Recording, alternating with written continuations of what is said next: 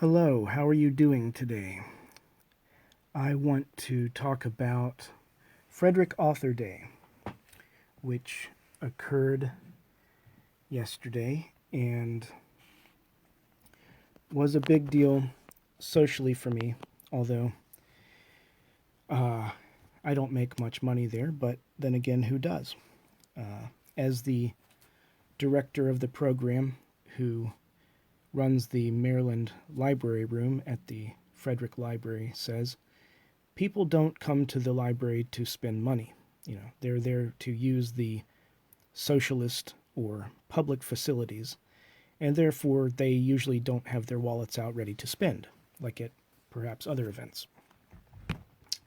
So, financially, the show is usually never a success, on par with perhaps a book signing at a bookstore where people line up to see and talk to a famous author. You know that makes a ton of money usually. I mean, from what I hear. But I do have some interesting stories to tell, and not just you know depressing realism, but there is some interesting and hopeful realism as well. That I talked about with various people during the day. Uh, I did start the day trying to bundle up because it was rainy and cold, and I made it there on time, although I was the last to set up at the last minute. But we started at, I guess, around 5 till 11 a.m., and we went till 4 p.m. I spoke with most of the authors there, at least briefly, almost all of them. Bob O'Connor was there, great guy. I interviewed him last year. Susan, who I just interviewed, was not there, but I knew that she wasn't coming. She's somewhat shy, and she's had a hectic year, and she may come again another year. But anyway, missed her, but talked to a couple new people, and there was some Civil War and Black History books there, and the cousin of Nora Roberts was there. So for anyone that doesn't know Nora Roberts, she is our local famous romantic novelist, and I had some of my books at her bookstore in Boonesboro for the section on local authors. It's called Turn the Page, and they treated me well. They gave me my sales paychecks, despite the deal being consignment, because with consignment you never know, how if you're going to get your cut, because if the store folds up, and leaves town or goes away completely, you're out of luck. Or if you forget to check in with them and they forget to keep records, you may not see your money, although your product may be gone. Corporate media seems to be screwing us left and right, whether it's YouTube, not allowing common people like us to get any income from the content that they create, as well as Facebook and other platforms that rely on commercial sales.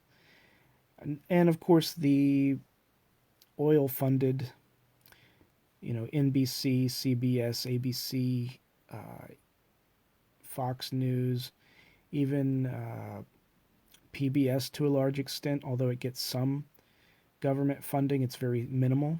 And of course, they do their fundraisers, NPR, PBS, please donate now. However, I think those, I would have to compare the numbers, but I have a feeling that when they say, like, brought to you by Shell or brought to you by Exxon, that those contributions outweigh the funds that they raise through the pledge drives. Therefore, the content is going to be and has been massively skewed in favor of the corporations that pollute and extract our national wealth for the very few. So the corporate media is selling this false narrative that our economy is booming, right, under Trump, and of course, under every president, every president will try to say this. Now, maybe on Wall Street or for CEOs, it might be, okay. It seems to be okay. The few stocks that I have are usually they've been okay. They're not earning that much more than a good savings account used to earn at a local bank. But of course, that's gone now. So all we have are these risky assets on Wall Street that can be stripped from us at any time as they remove regulations and securities continually. So I've been experiencing the opposite over the years as far as this booming economy. It seems to be regressing. I mean, I believe that the evidence shows that for the majority of the population, we are in a constant major great recession. Not maybe not as dire as the Great Depression, but it's drawn out over a longer time, much like the War on Terror. And so over the years, continually, the middle class has been disappearing, reducing as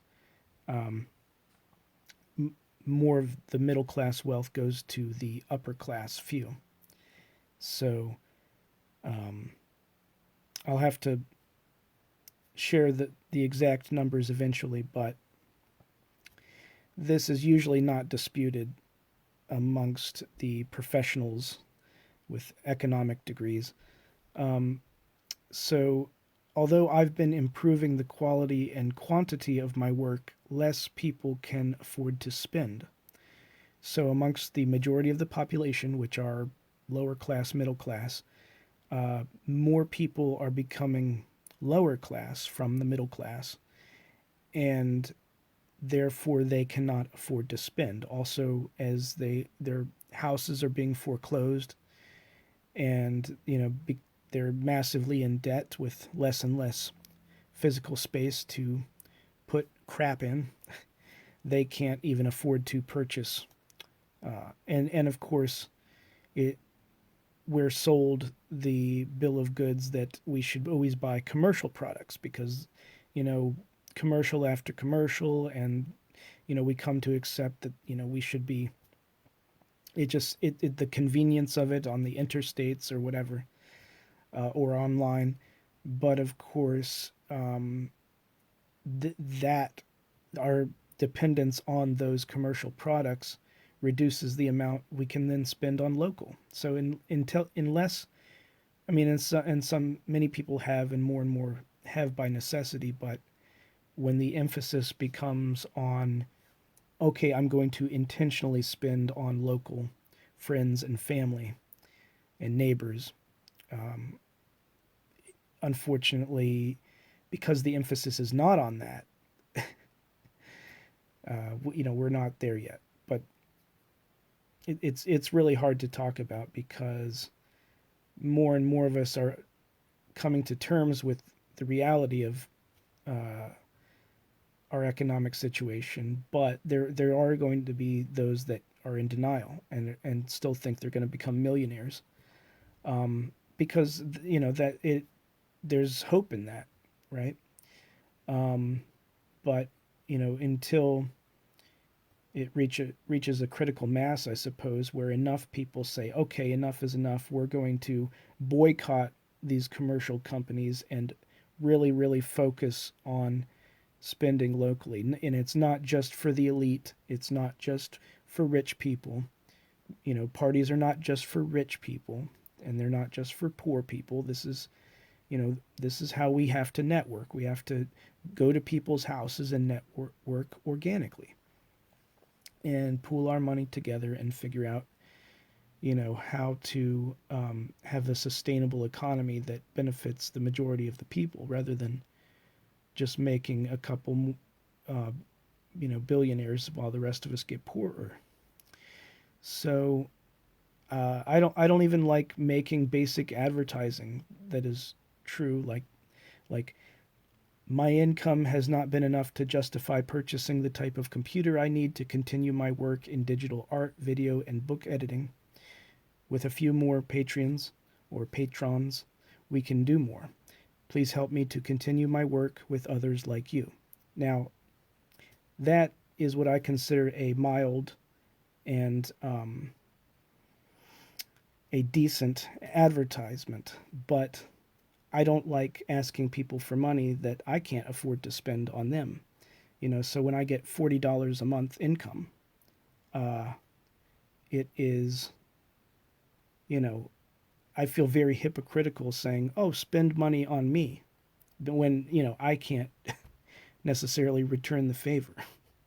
It doesn't make sense because I mean I've been justifying it when I sell a piece that's of art, that's around $100 or something. I can spend most of that on other people, buy some artwork from friends, or take them out to dinner or whatever.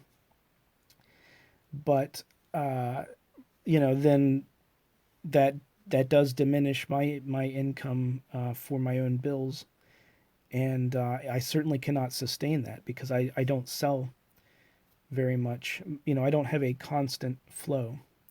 I mean, I'm very lucky when I sell a few pieces. So while I can do piecemeal reciprocation, uh, as far as sustained monthly flow, I just do not see that. And I haven't seen that for many, many years, unless I was working for the military, being trained to kill people and serve people that kill people.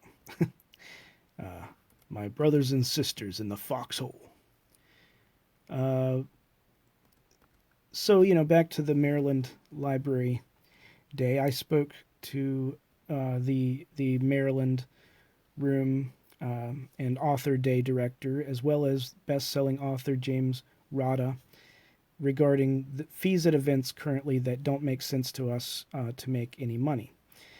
For example, I don't want to write this or mention this too much, but I've been interviewing local galleries and art sponsored events for the Frederick community because Frederick is regarded as a city for the arts, and it does support the concept of arts and drinking, of course.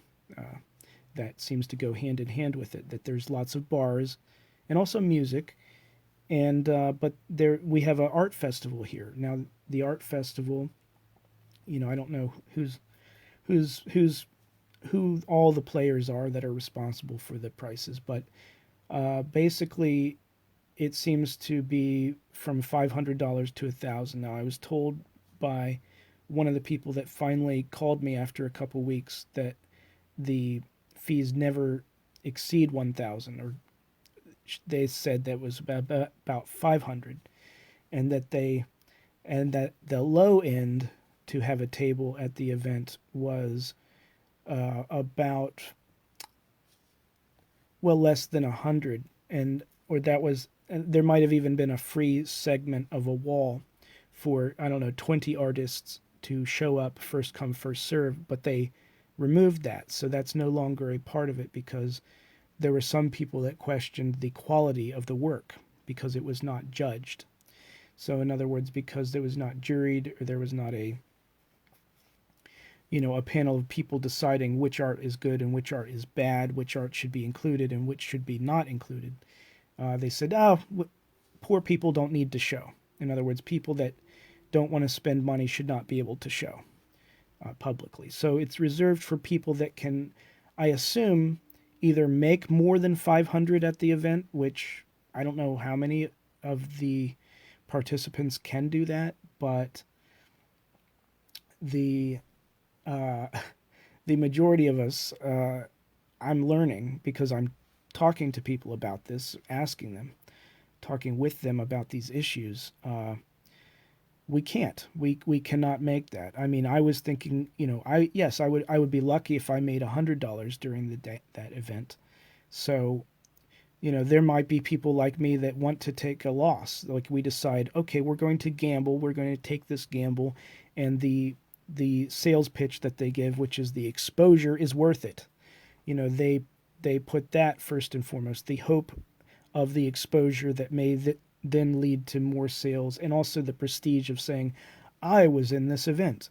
That somehow will translate to financial gain is interesting, but not that realistic. In other words, most of us like to have a guaranteed exchange. So, in other words, when I hand someone a book, they hand me money, or they hand me money, I hand them a book, and within a minute's time, that transaction is made, rather than, hoping on this exposure concept, which is also the concept of consignment in a lot of cases. That's generally how well, the benefit to you is that people can see it, and then maybe they'll buy it. But of course, when you're spending 500 for a consignment issue, basically, like you're spending 500 for the opportunity with no guarantee of sales. That and the probability, in other words, what is the percentage chance that you're going to make a sale when that seems very slim. It's like, I think it's sort of like going to a casino in Las Vegas or something, where you have to pay to play. In other words, and I think that's a lottery thing. In other words, you can't win the lottery unless you play the lottery. And what are your chances? Less than the probability of getting struck by lightning. But, uh, it is actually true. You can't win the lottery without playing the lottery. I mean, that seems to be a fact. And so that, makes for good propaganda because it's hard to dispute that. So anyway, that can be very depressing, that reality. However, I did talk with a defense contractor who said that no, it's not just you know a few of us. The majority of us should be in the streets protesting because we are affected by major problems. And while she was very depressed and did not have much hope, but she was willing to get arrested. She's willing to get arrested, even though she's not wealthy like Jane Fonda or other famous people that are doing that. This is a person who earns their money as a defense contractor that is saying we should be all in the streets protesting. So that was fascinating. And she spoke to me for about I don't know, it seemed like 2 hours. I don't know. It was a long time. She had lots of amazing stories. And, I mean, it wasn't all depressing. There were, lots of interesting philosophical questions. There was a lady that wrote a book on Hamilton, saying Hamilton against Wall Street, which was interesting. Her perspective was that Hamilton was not just in the pocket of big money, but actually fought for, I guess, the citizens of the newly formed country. And so I talked with her a little bit about things like Daniel Shay's rebellion, which she mentioned that she had a Red Scare theory that the British had funded Daniel Shay, which was interesting to me. I don't know how much of that, is based in reality, but it does remind me of McCarthy, the McCarthy Red Scare, the witch hunt stuff with, everybody's a communist spy type of thing. Everyone that's not in with our party is a witch. Yes, there's some basis in reality that yes, there's foreign entities that do similar things on a lower budget, smaller scale than we do, to influence other people's governments. And of course, yeah, England was pissed at us. So did they fund Revolutionary War veterans who had been incarcerated, you know, because they were paupers. They were poor people that went to paupers prison or whatever it's called, where you know, if you can't pay your bills, if you can't pay your debt, you go to prison. That was what Daniel Shay's rebellion was, according to most historians I talk to or read. That they were disgruntled veterans who, like many veterans, have marched on the Capitol or marched, you know, towards the halls of power, demanding their fair share, and to, you know, stop being oppressed, you know, by the government that they fought for as patriots. So, you know, were they funded by England to march? Uh, it doesn't seem like it because they lost. You know, so they couldn't have gotten much support from England because they basically just used their, from what I can gather, their farm implements just as the, you know, the Minuteman concept of the revolution, and they said, you know, we all we want is some property and our retirement paycheck. You know, a lot of us are disabled and we can't pay the fees that we're required to pay, you know, with the new taxes, which ironically, you know, are imposed by the people who, you know, fought against taxes.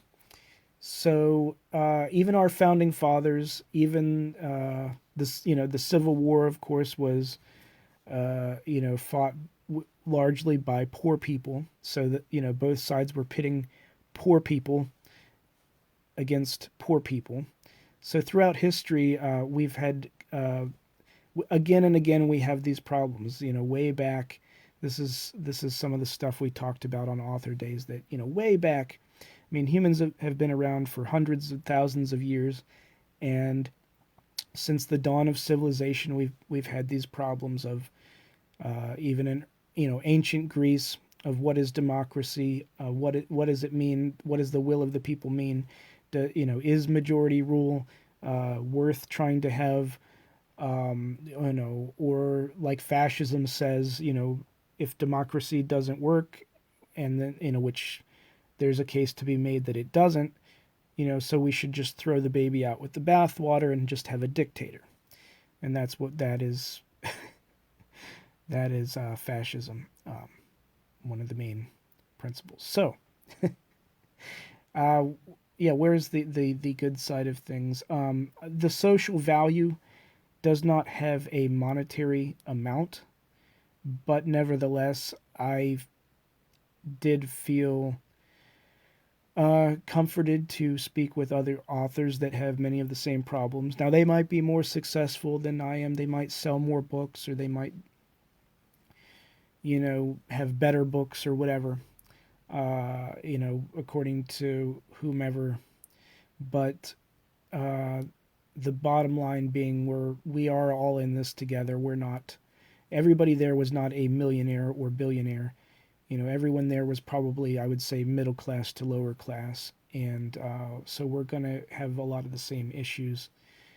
And, you know, so the economy affects most of us the same way. And so, you know, although, you know, many of us may leave, you know, feeling like, oh, we're a failure in a sense because we didn't earn more during that day. The social value of networking and talking to other people, you know, for me raises the question of what is the value of human life. So now when I asked that of the philosophy major who had the Hamilton book, she said, that's a fascist question. And I said, how so? I asked her, why do you think it's a fascist question? And she said that, well, you can't put a dollar value on human life. Basically, when I translated what she was saying, she agreed with me that that it is an ethical, moral question. What is the value of human life? And so, to try to assign an economic or dollar amount to human life, to her was a fascist question, because to try to do that is to deny that that it's, I guess that it's incalculable, but that is problematic. I mean, I would have loved to get into that more with her, but I said I'll be over here. So she didn't come over and pursue that issue with me, but I still think it needs more more attention. I think more people need to ask, what is going on here with our economy and what we think the value of human lives is or should be. And of course, that touches on healthcare and a lot of the other big issues. The Corbyn loss in England was depressing. What else? Um, I don't know. Uh, I was happy to talk with some homeless people and actually someone who gets paid a living wage, they said, working with homeless people because they were homeless. This guy and his friend bought a book from me, and I gave them books and some food, and we had a good chat, very lively. So, yeah, I mean, it is nice when people are nice. It is pleasant to have an overall good experience. I drive myself crazy, especially when I get sick. So I'm under the weather. I have this cold flu thing that translated into a sore throat, which was killing me the past couple days. Now the pain is gone largely. I mean, I'm still congested, but it it does detract from my ability to think happy thoughts when I get sick. And I kind of dwell on the problems, I suppose, too much. But a lot of people, for a lot of people, the more that we think, the more we try to use our minds, constructively, the more our neurons fire, the more we think, we tend to overthink, and then we, you know, often get in these loops of thought traps where because we want to solve problems, all we can think about are the problems. To focus on the solutions seems a little too utopian sometimes. Sometimes it feels like, well, what is the point even? So I might have a solution for one practical problem, like how to finish editing a book. But then when I finish editing the book, well, what was the point of that? Can I pay my bills and then other people's bills? Do I have enough to share money wise after I do that? If the answer is no, we some of us that worry ourselves thinking about these things, tend to go, hmm, boy, that's depressing. But so that's where I guess the ignorance is bliss comes into play, and I suppose why there's overdoses with self-medicating. Uh, the with heroin and hard drugs where people are just trying to, I guess, end their lives or at least take a break from reality by altering their consciousness to an extreme where it's very risky. And I guess I mean I think that should be factored into the question of whether our economy is booming or not in reality. How many overdoses there are, and that there has been a major increase with these white people addictions of heroin and meth, which have lethal overdose, not just potential, but numbers. Anyway, that's depressing. So, yeah, the hope comes into play where people can be nice to each other despite increasing poverty and less and less sales. The hope is that, well, we're going to keep doing this, and that's what I've been telling other authors is that if you can't meet your goal, which your goal might be, I'm going to earn $100,000, I'm going to earn $5,000, whatever that is, and then when you don't meet that, oh, I didn't even earn $500. So, when that deadline comes up for your goal and you go, oh, I'm not there yet. In fact, I'm nowhere near that. I've made some money, but I've also spent more money than I've made. That kind of thing. Um, that is a problem. uh, but the hope being that, well, so you have to decide then. You have to decide either you're going to work at a job, and then now if you can work at a job, a regular job or whatever it is that pays you enough income to live on, or or your way of life allows for you to continue making books, which mine does. I'm going to keep doing it. And actually, in essence, I've said that even if I go homeless, I'm still going to try to write books. I'm still going to try to do artwork. Now, it may severely limit my abilities to, you know, make more quantity and quality of work, but the dedication is a matter of willpower, really. I mean, now illness affects that, and definitely economics affects that, your personal financing. But it is amazing what we can overcome, what some people can overcome using willpower despite feeling very badly about various things. So that's the golden egg. There you go. That is the golden egg of hope. Uh, take that for what it is. Pass it around. Share it amongst yourselves. And thanks for listening. Have a great day.